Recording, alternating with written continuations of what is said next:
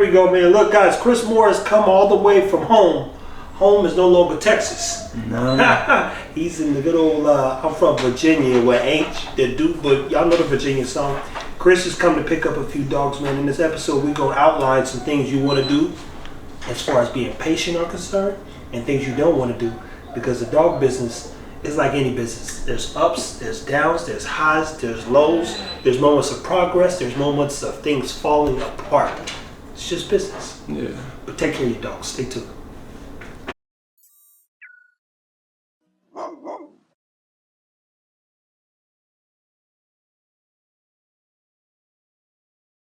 So Chris here, man, he's got 20 years experience. You guys have seen him plenty times. He's a dog man of dog men. Chris, man, you came here to grab a few dogs, man, so you could give them some pointers on basically why are you picking up dogs for one? Outside of people getting out of the business. That's what it is, people getting out of the business. They're just, oh, it's not making me any money. It's not, you know, it's costing me more money than what I'm making. And I can't tell them no or yes. I mean, they have to figure that out for themselves, you know? Yeah. There's times in dog breedings where it's a high and there's times where it's a low. And this is one of the low times for people. So a lot of people are going to abandon ship. Now, would you ever recommend someone, and you know, people have asked this question to me a few times, they say, hey, what dog should I breed? Or do you think I should breed this? Or what's the best breed to breed? And I'm asking, why are you asking? Objectively, they're asking because they want to know how much money can I make and what's the dog going to get me rich. And realistically, I think it takes a long time to be successful, and it takes one moment to change that success realistically. But if you had to give somebody pointers on like a good dog to breed or breeding a bulldog, what would be some things that they need to focus on in like breeding bulldogs and trying to be successful at it? You know, instead of spending money and buying 5 dogs, I would spend the money and maybe buy 2 dogs. And then the extra 3 dog money that you had, invested in just advertising at this point.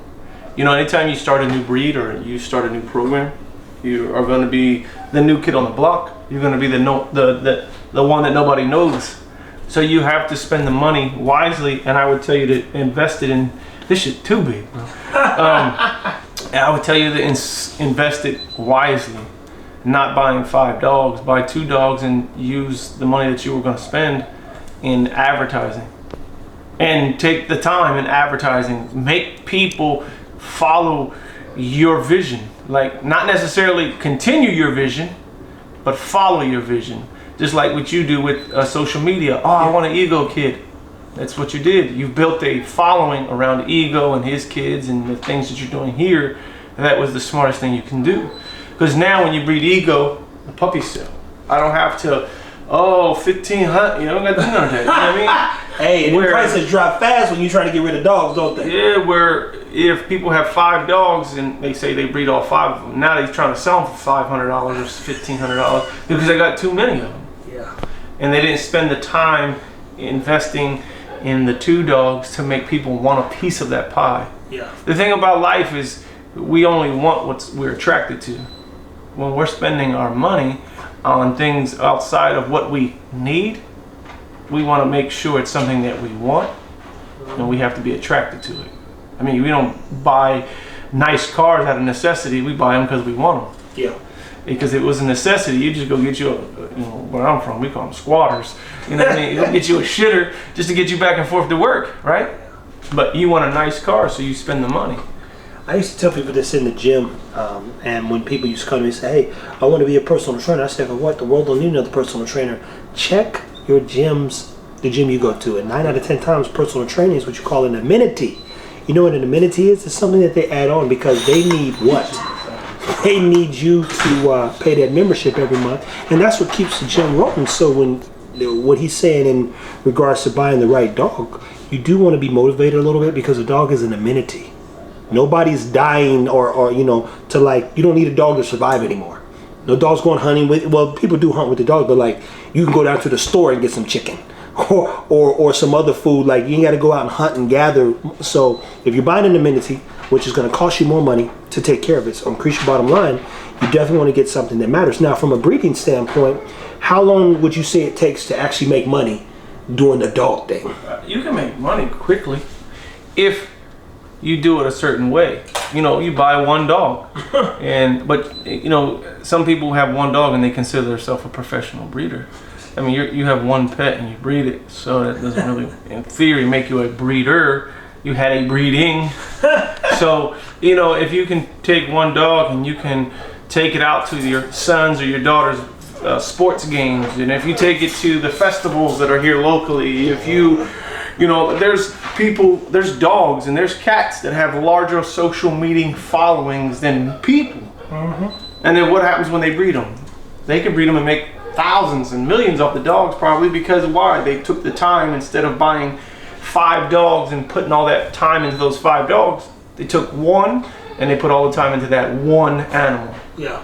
So I mean, it all depends on how you want to do it. Well, so you're saying the best way though? How is one thing, people? But we were saying how to. I've done some things correctly. He's got a history, from judging to just being known, being out there, being in the dog community.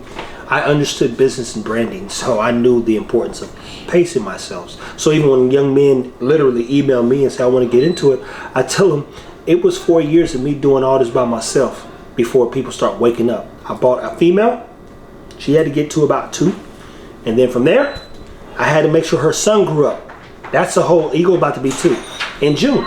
That's 4 years, and y'all know all the dogs' names now.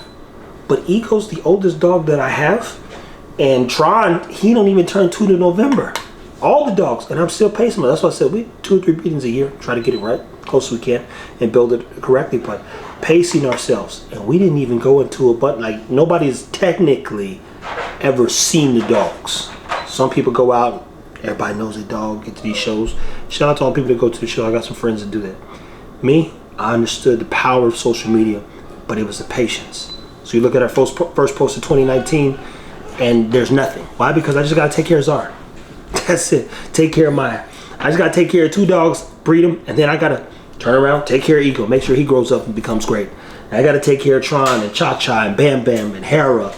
All these little things to get to that point. So what are the ways in which you've seen people really fail at this? Because I know you've had probably amazing conversations. When I say amazing, I'm being funny. Because people start calling like, yeah, man, I got homies right now like champagne dreams with beer nut money. That's what they say, right? Yeah. So a lot of people, you know, even the COVID bust, a lot of people got into breeding dogs thinking this is a way I can turn this money into more money. And if you got in fast enough, you maybe did make some money. But then after every inflation, there's a deflation. You know what I mean? So it's deflating right now. So you have people dumping. It's just like this gentleman I gotta go pick up dogs from him. He's like, man, we're just getting out of dogs in general, all of them. He has more than one breed.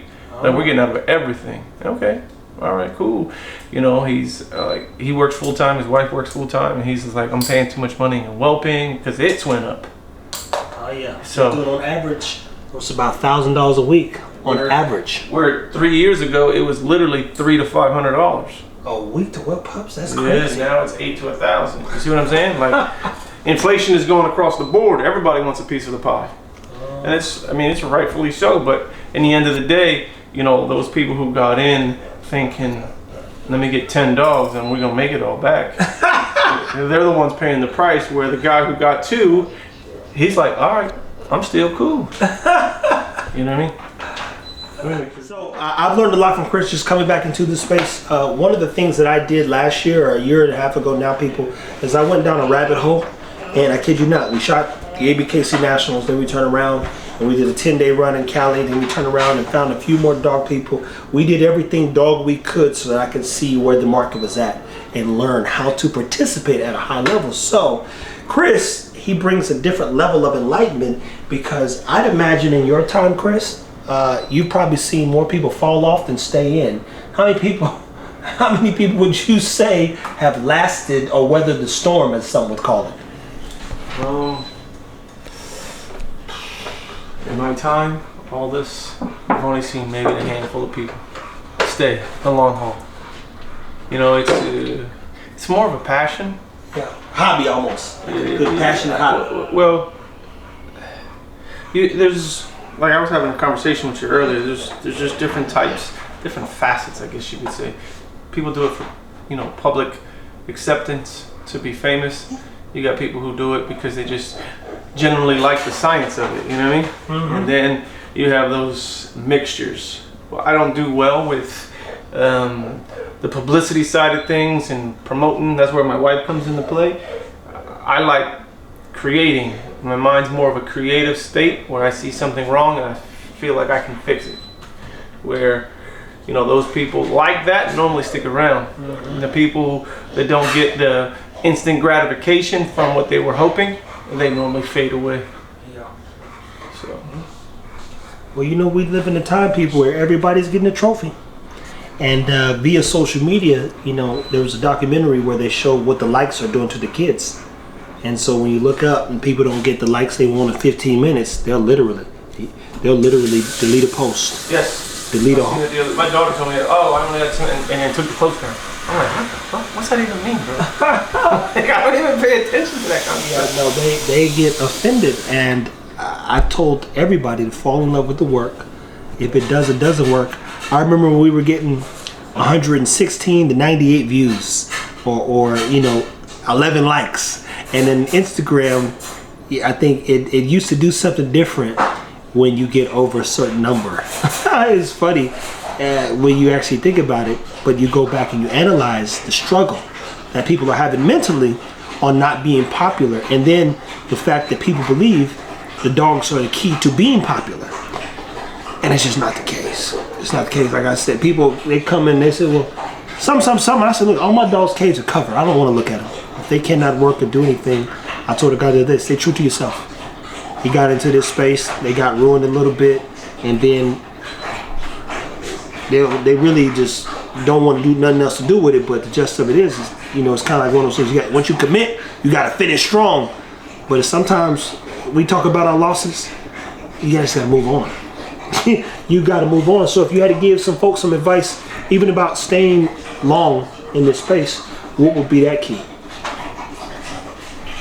Just like you would tell anybody in life, you live, you learn, and you move on. That's it, man. Don't try to fix a loss. Just take it and move on. I've lost big time. I've imported dogs and, like, you know, just they weren't what I wanted. I bought dogs, and as soon as they showed up, like, oh, damn.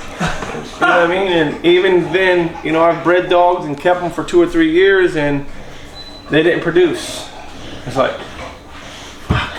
You know what I mean? It just, if you get discouraged that easily, maybe breeding dogs isn't for you. You know, it's always going to be the saying, it's not one thing, it's another. It really applies to dogs, in my opinion. Because you can fix, say we're trying to fix a rear. We cleaned the rear up, but we fucked the front up. It's like, oh, I had a perfect front. Now I got a perfect rear, but now I got a shitty front again. So it's, I mean, it's just what it is. If you're not willing to basically keep fixing a problem, it might not be the one for you. And people, you know, it's okay, because you're going to see in your lifetime, shit, he might not last. You know what I mean? Yeah. I mean, it's just what it is. You know, if it's not your vision, sometimes it just, you're just like, all right, it was for a season. You know what I mean? Yeah. That was cool while it lasted. All right, let's move on. He might find something that he's passionate about. You know what I mean? Yeah. And then he takes off, and it's not that he's trying to be mean to you. He's very passionate about what he likes. So he goes on his merry way. And people, passion is a very hard thing to find.